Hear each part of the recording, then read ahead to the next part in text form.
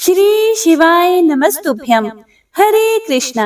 आप सभी भक्तों को सोमवती अमावस्या की हार्दिक शुभकामनाएं। तो आइए सुनते हैं सोमवती अमावस्या व्रत कथा।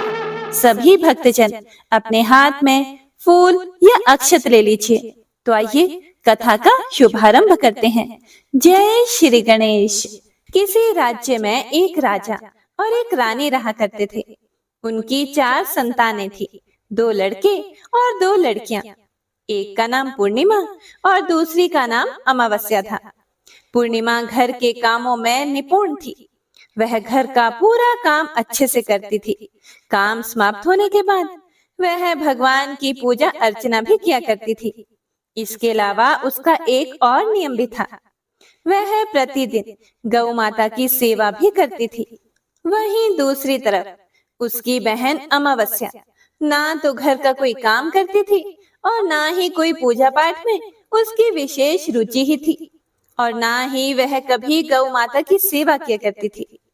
पूर्णिमा सर्वगुण संपन्न थी। फिर भी राजा और रानी अपने दोनों बेटों से और पुत्री अमावस्या को ही प्यार किया करते थे। वह पूर्णिमा को ज्यादा नहीं चाहते थे, उसके साथ भेदभाव करते थे। समय के साथ राजा की चारों संतानें बड़ी हो रही थी।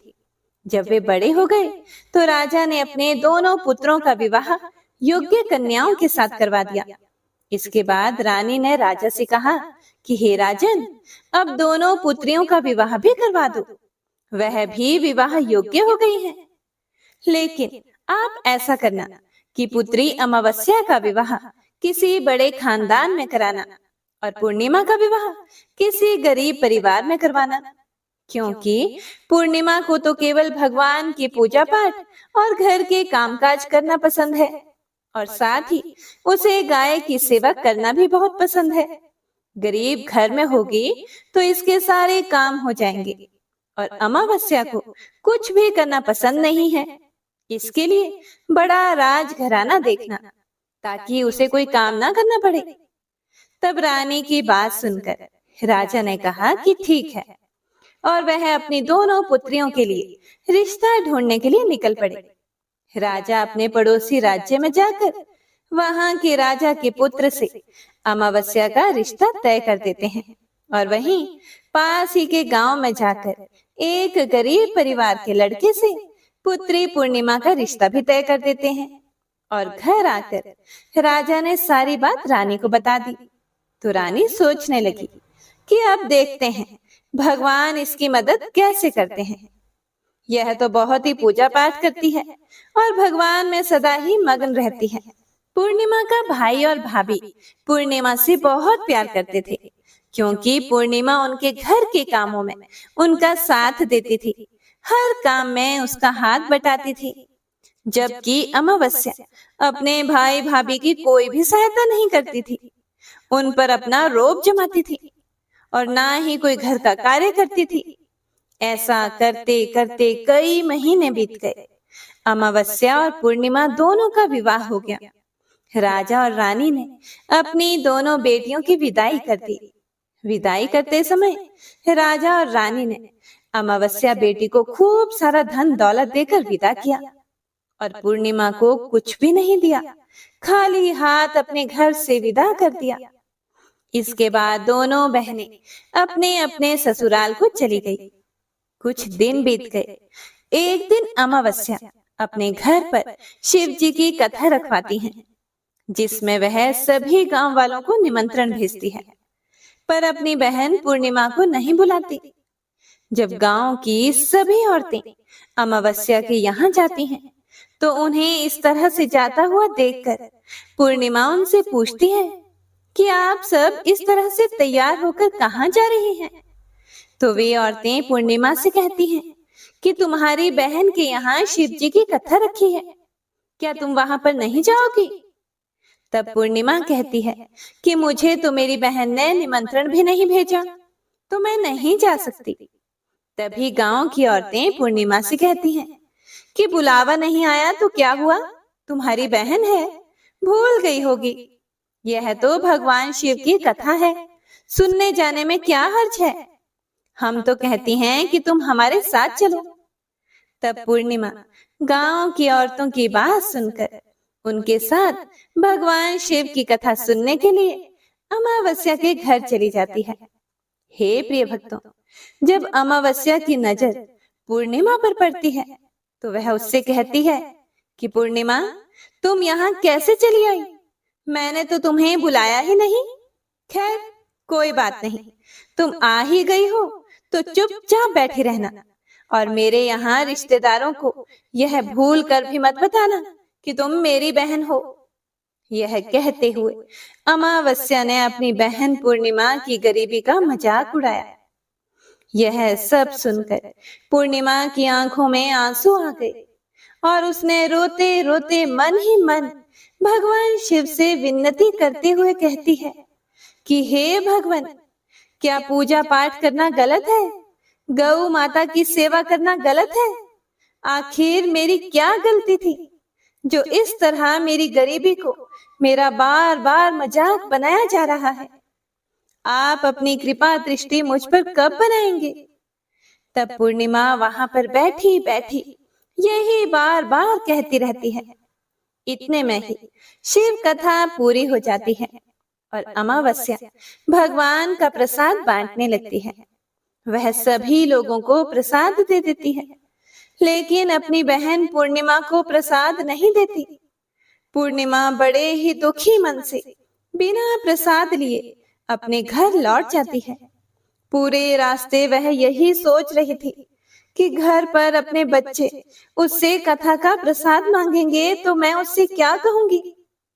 तो यह भी सोच रही थी कि मैं मायके अपने भाई और भौजाई के यहाँ जाऊंगी, तो वहां जाते हुए वहां के बच्चों के लिए भी कुछ लेकर जाना था। तो ऐसा सोचते हुए वह अपने घर लौट आई। घर वापस लौट कर आने के बाद उसने अपने पति और बच्चों से कहा कि मैं कुछ समय के लिए अपने मायके जा रही हूँ। तब उसके पति ने कहा कि ठीक है, चली जाओ। तो थोड़ी देर बाद में पूर्णिमा अपने मायके के लिए रवाना हो गई। चलते चलते रास्ते में एक चबूतरा आया जिस पर तुलसी का पौधा लगा हुआ था। उस चबूतरे पर एक बूढ़ी अम्मा बैठी हुई थी। वह कोई और नहीं, साक्षात तुलसी मैया थी। उस बूढ़ी माता ने पूर्णिमा से कहा कि हे पुत्री, तुम कौन हो और कहाँ जा रही हो? तब पूर्णिमा अपना परिचय देते हुए कहती है कि माँ, मैं अपने मायके जा रही हूँ। तब बूढ़ी औरत ने पूर्णिमा से कहा कि हे पुत्री, यहाँ तुलसी का पौधा सूख रहा है, इसमें थोड़ा सा पानी डाल दो और इस चबूतरे को साफ कर दो, जिससे मुझे थोड़ी ठंडक मिलेगी। तब पूर्णिमा ने कहा कि ठीक है माँ जी, मैं तुलसी के पौधे में पानी डाल देती हूँ और यहाँ की साफ सफाई भी कर देती हूँ। तो पूर्णिमा ने साफ सफाई करने के बाद बूढ़ी अम्मा को भी नहला दिया। बूढ़ी अम्मा की भी सेवा की, उनके पैर दबाए, हाथ पैरों में तेल की मालिश की, कंघी की और फिर पूछा कि माँ जी, मैं आपकी और क्या सेवा करूं? कोई और काम हो तो बता दीजिए, मैं कर दूंगी। तब बूढ़ी अम्मा कहती है कि हे बेटा, अब कोई काम नहीं है, तुम अपने मायके जाओ और वापस आते समय मुझसे मिलकर जाना। तब पूर्णिमा ने बूढ़ी अम्मा से कहा कि ठीक है माँ जी, अब मैं जाती हूँ, लौट के आऊंगी तो आपसे मिलकर जरूर जाऊंगी। ऐसा कहकर पूर्णिमा वहां से चल पड़ी। कुछ समय आगे चलने के बाद में एक शिव मंदिर आया। वहां पर उसे एक बूढ़े बाबा मिले जो मंदिर के बाहर बैठे हुए थे। वह भी कोई और नहीं बल्कि स्वयं भगवान भोलेनाथ थे। बूढ़े बाबा ने पूर्णिमा से कहा कि हे बेटिया, तुम कौन हो और कहाँ जा रही हो? तब पूर्णिमा ने अपना सारा परिचय देते हुए कहा कि हे बूढ़े बाबा, आज मैं अपने मायके जा रही हूँ। तब बूढ़े बाबा ने कहा कि ठीक है बेटा, मैं तो बहुत बूढ़ा हो गया हूँ और मेरी आंखों की रोशनी भी ढंग से काम नहीं करती। तुम ऐसा करो कि मंदिर की साफ सफाई कर दो और शिवलिंग पर जल चढ़ा दो और भोले शंकर जी के आगे एक घी का दीपक जला दो। तब पूर्णिमा ने कहा कि ठीक है बाबा। यह कहकर पूर्णिमा ने शिव मंदिर की पूरी साफ सफाई कर दी और भोले शंकर जी की विधिवत पूजा करते हुए बूढ़े बाबा से कहा कि बाबा, कोई और काम हो तो बताइए। तब बूढ़े बाबा ने कहा कि नहीं बेटा, अब तुम जाओ और वापस आते समय मुझसे मिलते हुए जाना। तब पूर्णिमा ने कहा कि ठीक है बाबा, अब मैं जाती हूँ, आते हुए आपसे जरूर मिलकर जाऊंगी। तो ऐसा कहकर वह वहां से आगे चल पड़ी। आगे चलते चलते पूर्णिमा को एक काली माता का मंदिर दिखाई दिया। वहां पर भी एक बूढ़ी अम्मा चबूतरे पर बैठी हुई थी। तो उस बूढ़ी औरत ने पूर्णिमा से कहा कि हे बेटी, तुम कौन हो और कहाँ जा रही हो? तो पूर्णिमा ने उस बूढ़ी औरत को भी अपना सारा परिचय दिया और बताया कि मैं अपने मायके जा रही हूँ।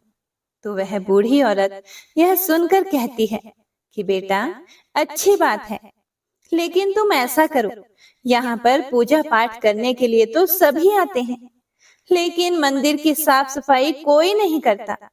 इसीलिए तुम इस मंदिर की सफाई कर दो और चबूतरे की भी साफ सफाई कर दो। तो पूर्णिमा ने कहा कि ठीक है माँ जी। ऐसा कहकर पूर्णिमा ने पूरे मंदिर की और चबूतरे की सफाई कर दी और पूजा पाठ भी की और उस बूढ़ी माता का श्रृंगार भी कर दिया।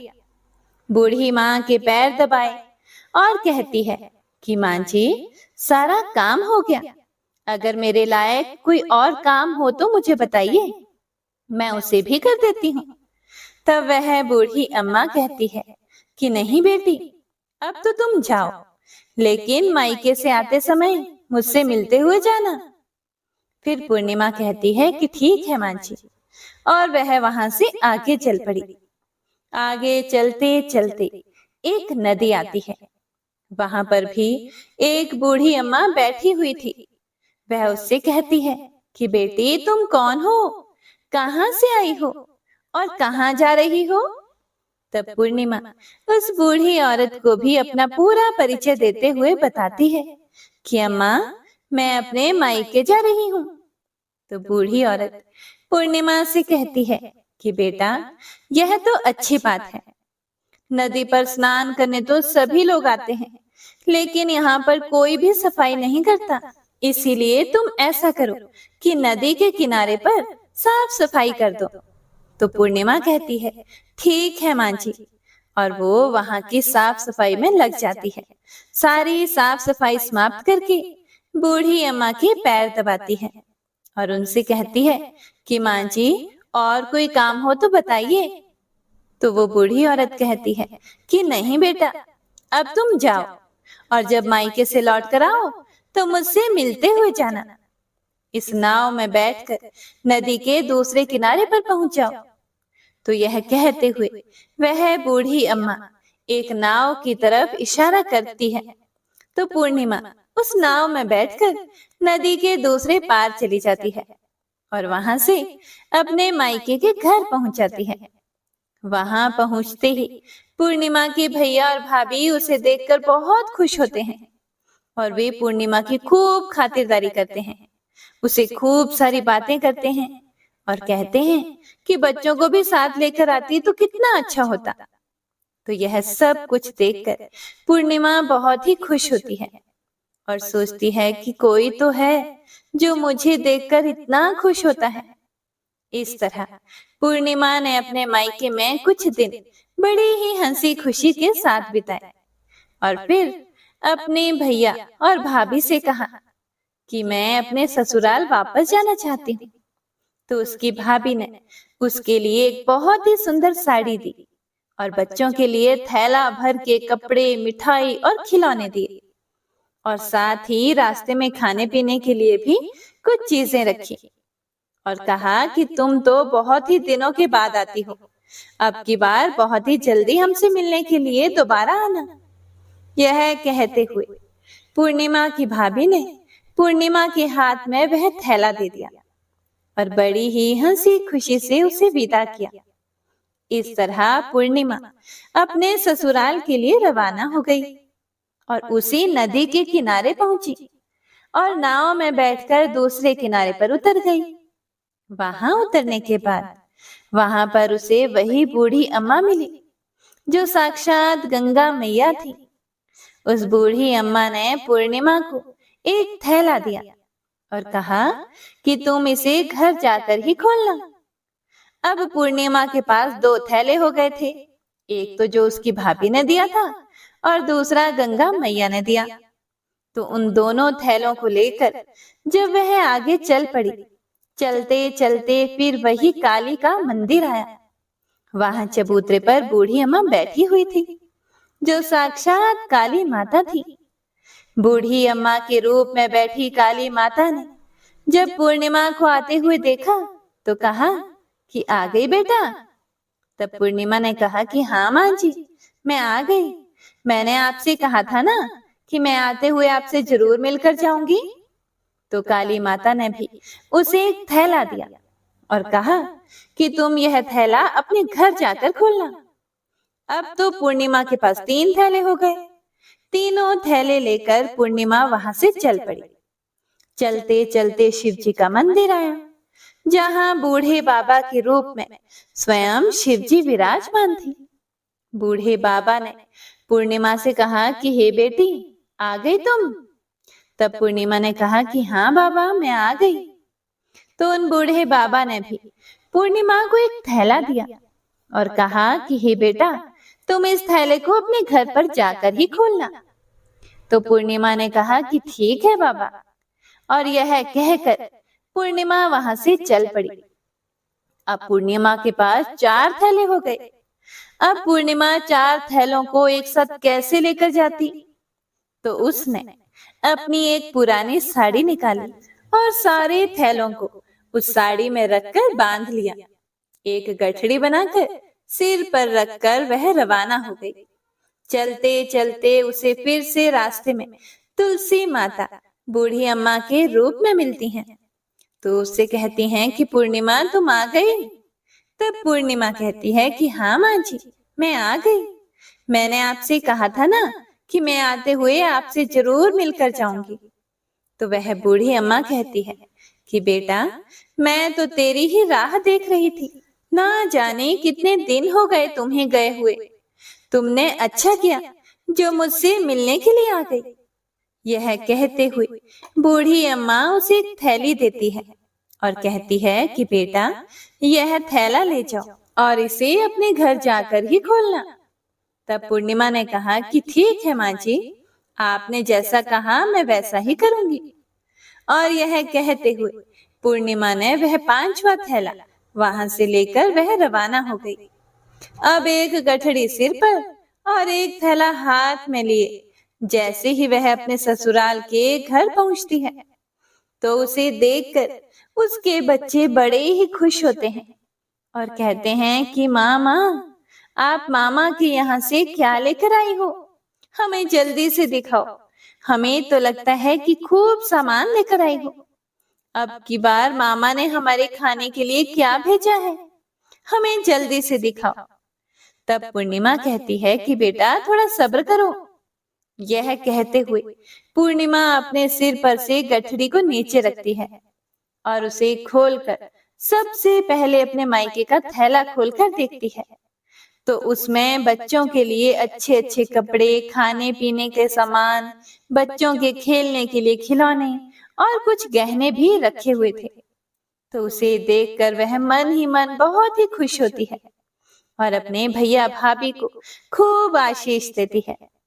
फिर पूर्णिमा कपड़े अपने बच्चों को दे देती है और खाने पीने की चीजें भी बच्चों को देकर अपने बच्चों का चेहरा निहारने लगती है। उसके बच्चे अपने जीवन में पहली बार इतना सब कुछ सामान देख रहे थे तो वे बहुत ही खुश थे। इसके बाद पूर्णिमा ने दूसरा थैला खोला जो गंगा मैया ने दिया था। उसमें ढेर सारे जवाहरात, सोने चांदी आदि थे। उसके बाद में पूर्णिमा ने तीसरा थैला खोला जो उसे काली माता ने दिया था।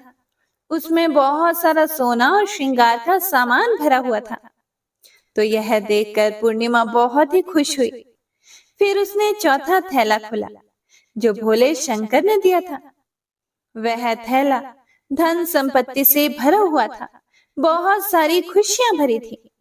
इसके बाद में पूर्णिमा ने 5वां थैला खोला जो उसे तुलसी मैया ने दिया था। उसमें चावल, दाल और 7 प्रकार के खाने की चीजें भरी हुई थी। अब पूर्णिमा के घर में किसी भी चीज की कोई कमी नहीं थी। उसका घर धन धान्य से भरा हुआ था और परिपूर्ण था। पूर्णिमा और उसका परिवार सुखपूर्वक जीवन व्यतीत करने लगे। तो पूर्णिमा के मन में एक दिन विचार आया कि क्यों ना मैं भी शिव जी की कथा करवाऊं। तो उसने भी शिव जी की कथा का एक कार्यक्रम रखा और पूरे गांव वालों को निमंत्रण दिया। घर घर जाकर सभी लोगों को बुलावा देकर आई। पूर्णिमा अपनी बहन अमावस्या के घर भी गई और शिव जी की कथा सुनने के लिए उसे न्योता दिया। तो अमावस्या ने जब पूर्णिमा को देखा तो वह सोचने लगी कि इतने गहने पहने हुए, इतने सुंदर वस्त्र पहन रखे हैं, इसका घर तो बहुत गरीब है, फिर इतना सब कुछ इसके पास कैसे आया? यह जानने के लिए तो मुझे इसके घर जाना ही पड़ेगा। बस यह सोचकर अमावस्या पूर्णिमा के घर शिव कथा सुनने के लिए आ गई। तो उसने देखा कि पूर्णिमा के घर में कोई भी चीज की कहीं भी कोई कमी नहीं थी।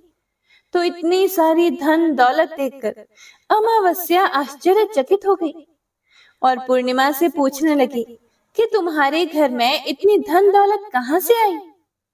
तब पूर्णिमा ने कहा कि देखो बहन, तुमने शिव जी की कथा में मुझे नहीं बुलाया था, फिर भी मैं चली आई। तुमने मुझे प्रसाद तक नहीं दिया और मेरी गरीबी का मजाक उड़ाया था। उसके बाद मैं अपने घर आ गई और घर आते हुए मन में यही सोच रही थी कि अपने मायके जाऊंगी और बच्चों के लिए कुछ लेकर आऊंगी। तुमने तो मेरे बच्चों के लिए प्रसाद तक नहीं दिया, इसीलिए मैं तुम्हारे यहाँ से जाते ही मायके चली गई। यह कहते हुए पूर्णिमा ने उसके बाद जो भी घटना घटी थी वह सारी की सारी अमावस्या को सुना दी। तो यह सारी बातें सुनने के बाद अमावस्या कहती है कि बहन, तुम मुझे प्रसाद मत देना और मुझे खूब डांट लगाओ। तो पूर्णिमा कहने लगी कि यह तो भगवान का प्रसाद है, मैं तो सबको दूंगी और तुम्हें भी दूंगी। इतना कहने पर भी अमावस्या ने प्रसाद नहीं लिया। वह बिना प्रसाद के ही सीधे अपने घर चली गई। घर जाकर अपने बच्चों और पति से कहने लगी कि मैं मायके जा रही हूँ। तो उसके पति ने कहा कि कोई बात नहीं, कुछ दिन रुककर चली जाना, अभी मुझे कोई काम है। तब अमावस्या ने अपने पति की एक भी बात नहीं सुनी और अपने मायके जाने के लिए तैयार हो गई। जैसे ही वह मायके जा रही थी तो रास्ते में तुलसी माता चबूतरे पर बैठी हुई बूढ़ी माता के रूप में मिली। तो बूढ़ी माता ने अमावस्या से कहा कि बेटी, तुम कौन हो, कहाँ जा रही हो? तब अमावस्या ने अपना परिचय देते हुए कहा कि मैं अपने मायके जा रही हूँ। तब बूढ़ी अम्मा बोली कि बेटा, यह तो अच्छी बात है, पर तुम ऐसा करो कि यह तुलसी का पौधा सूख रहा है, इसमें थोड़ा सा पानी डाल दो और इस चबूतरे की सफाई भी कर दो। तब बूढ़ी अम्मा के इतना कहते ही अमावस्या ने गुस्से में आकर कहा कि बुढ़िया, तुम्हें दिखाई नहीं देता मैंने इतनी महंगी साड़ी पहन रखी है, साफ सफाई करूंगी तो यह गंदी हो जाएगी और यहाँ आसपास पानी भी नहीं है, मैं कहाँ से पानी लाकर तुलसी के पौधे में डाल दूं? तुम्हारे और तो कोई काम नहीं है, तुम ही ऐसा करो कि आसपास कहीं पर पानी होगा, लाकर इस पौधे में डाल देना। ऐसा कहकर अमावस्या वहां से चल पड़ी। चलते चलते शिव मंदिर आया। वहां पर भगवान शिव बूढ़े बाबा का रूप धारण किए हुए बैठे हुए थे। उसे देखते ही पूछा कि बेटा, तुम कहाँ जा रही हो?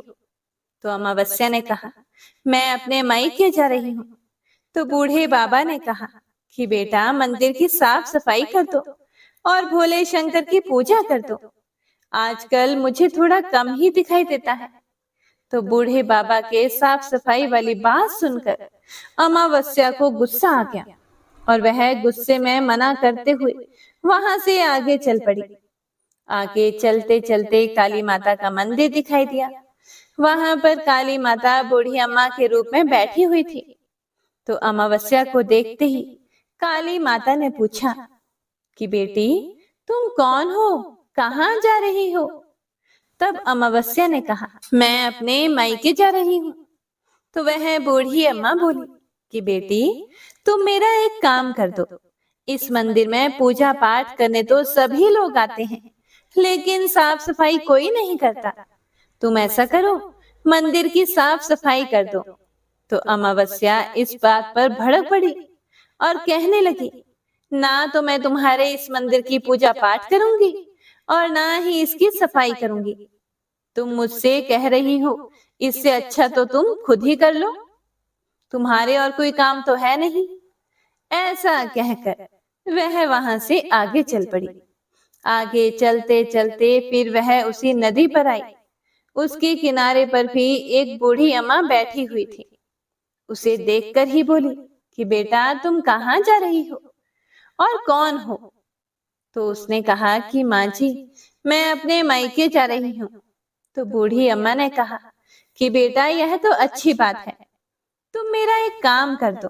गंगा नदी में स्नान करने तो सभी आते हैं, पर इसके किनारे सफाई कोई नहीं करता। तुम ऐसा करो कि यहाँ की साफ सफाई अच्छे से कर दो। तब बूढ़ी माए के इतना कहते ही अमावस्या को गुस्सा आ गया। उसने कहा कि तुम्हें दिखाई नहीं देता, मैंने कितनी महंगी साड़ी पहन रखी है। मैं यहाँ के राजा की बेटी हूँ, मैं कोई नौकरानी नहीं हूँ जो तुमने कह दिया और मैं यहाँ पर सफाई करने लग गई। तो इस तरह बूढ़ी अम्मा को भला बुरा कहते हुए अमावस्या जैसे ही नाव में बैठने लगी, तो नाव में फूलों की जगह कांटे भर गए। लेकिन वह अपने अधिक गुस्से के कारण उन कांटों से भरी नाव में ही बैठ गई। उसके पैरों में कांटे बार बार चुभ रहे थे। जैसे ही वह दूसरे किनारे पर पहुंची, तो वहां पर उतरकर वह अपने मायके चली गई। उसके पैरों से खून निकल रहा था। तो उसके भाई और भाभी ने उसे देखा। उसके पैरों के बारे में उससे कुछ भी नहीं पूछा और मन ही मन कहने लगे कि ना तो यह कोई काम करती है और ना ही कोई बात मानती है। अब क्या कहना, पूर्णिमा तो हमारे काम काज में हाथ बटाती थी, यह तो कुछ करने वाली नहीं। इससे ज्यादा बातचीत करना ठीक नहीं। बात नहीं करेंगे तो जल्दी ही वापस भी चली जाएगी। ऐसा सोचकर उन्होंने अमावस्या से ज्यादा बातचीत नहीं की और जल्दी जल्दी खाना बनाया और खा पीकर वह सो गए।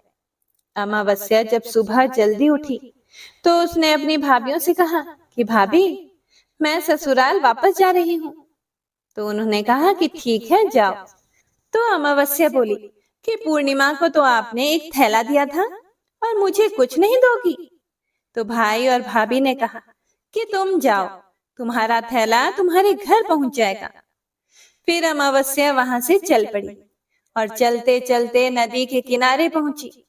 तो वहां पर गंगा मैया बूढ़ी औरत का रूप धारण किए हुए बैठी हुई थी। बूढ़ी माँ ने कहा कि आ गई बेटी? तो अमावस्या बोली कि हाँ, मैं आ गई। कुछ देर तक अमावस्या वहीं खड़ी रही। तो बूढ़ी अम्मा ने उसे कुछ भी नहीं दिया। तो अमावस्या बोली कि पूर्णिमा को तो आपने एक थैला दिया था, क्या मुझे नहीं दोगी? तो बूढ़ी अम्मा ने कहा कि तुम घर जाओ, तुम्हारा थैला तुम्हारे घर पहुंच जाएगा। तो वह वहां से चल पड़ी। आगे चलने पर उसे काली मैया मिली। उसे देखते ही अमावस्या ने कहा कि मेरा थैला कहाँ है? तुमने पूर्णिमा को एक थैला दिया था। तो काली अम्मा का रूप धारण किए हुए बूढ़ी अम्मा बोली कि तुम अपने घर जाओ, तुम्हारा थैला तुम्हारे घर पर पहुंच जाएगा। तो यह सुनकर अमावस्या वहां से आगे चल पड़ी। चलते चलते रास्ते में फिर वही शिव मंदिर आया। वहां पर भोले शंकर बूढ़े आदमी का रूप धारण किए हुए बैठे हुए थे। उन्हें देखते ही अमावस्या बोली कि मेरा थैला कहाँ है? तो बूढ़े बाबा ने कहा कि तुम घर जाओ, तुम्हारा थैला तुम्हारे घर पहुंच जाएगा। तो अमावस्या वहां से आगे चल पड़ी आगे चलते चलते उसे तुलसी माता बूढ़ी अम्मा का रूप धारण किए हुए वहां पर बैठी हुई मिली। तो अमावस्या को देखते ही कहा कि आ गई बेटा। तो अमावस्या ने कहा कि हाँ, मैं आ गई। मेरा थैला कहाँ है? पूर्णिमा को तो आपने थैला दिया था। तो अमावस्या की बात सुनकर तुलसी मैया ने कहा कि तुम अपने घर जाओ, तुम्हें तुम्हारा थैला वहीं पर मिल जाएगा। तो अमावस्या वहां से जल्दी जल्दी अपने घर की ओर चल पड़ी। जैसे ही वह अपने घर पहुंची तो उसने आंगन में देखा कि वहां पर 5 थैले पड़े हुए हैं। अमावस्या ने मन में सोचा कि अब तो मेरे पास भी खूब सारी धन दौलत हो जाएगी। तो उसने जल्दी जल्दी सारे थैलों को खोलकर देखा। किसी में मिट्टी भरी हुई थी, तो किसी में पत्थर रखे हुए थे, किसी में कोयला था और मायके वाली थैला बिल्कुल खाली था। तो इस तरह के थैलों को देखकर अमावस्या को बहुत ही गुस्सा आया और वह दौड़ती दौड़ती पूर्णिमा के घर गई और कहने लगी कि तुम्हें तो इतना सब कुछ मिला और मुझे कुछ नहीं मिला। तूने मुझसे झूठ क्यों बोला? तो अमावस्या की बात को सुनकर पूर्णिमा उससे कहती है, हे बहन, जब मैं अपने मायके जाती हूँ तो अपनी भाभीयों के साथ उनके काम में हाथ बटाती हूँ, उनके साथ मिलकर काम करती हूँ, उनकी इज्जत करती हूँ।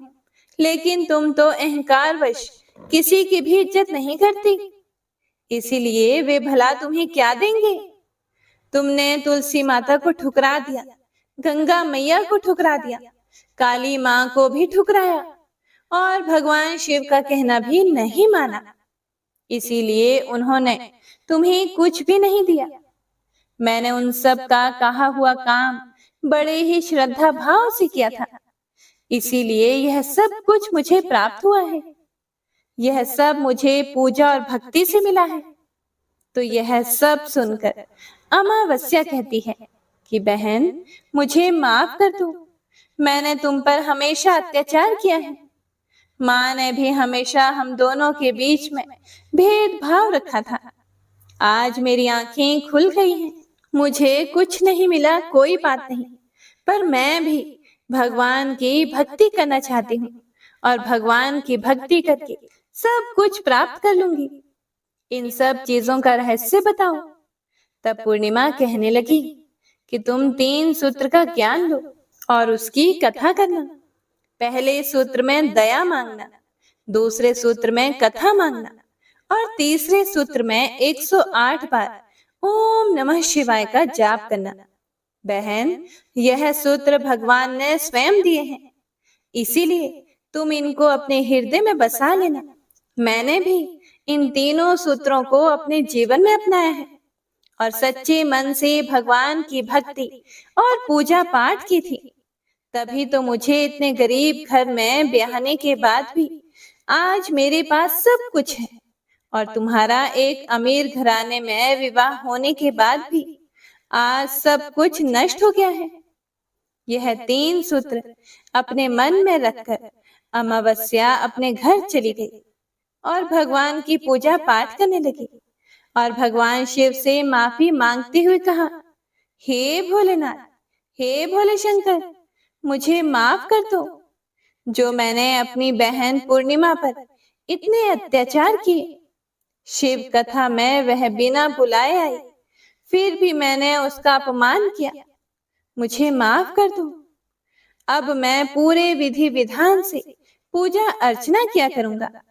और फिर वह गौ माता की सेवा भी करने लगी और दूसरों की मदद भी करने लगी, जिसकी वजह से उसका घर धन धान्य से परिपूर्ण हो गया।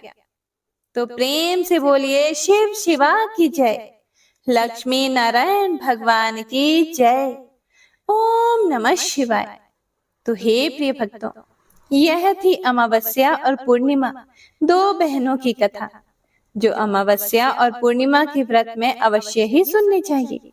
भगवान भोलेनाथ और भगवान श्री हरि विष्णु जी आपकी सभी मनोकामनाओं को पूर्ण करें, ऐसी हम मंगल कामना करते हैं।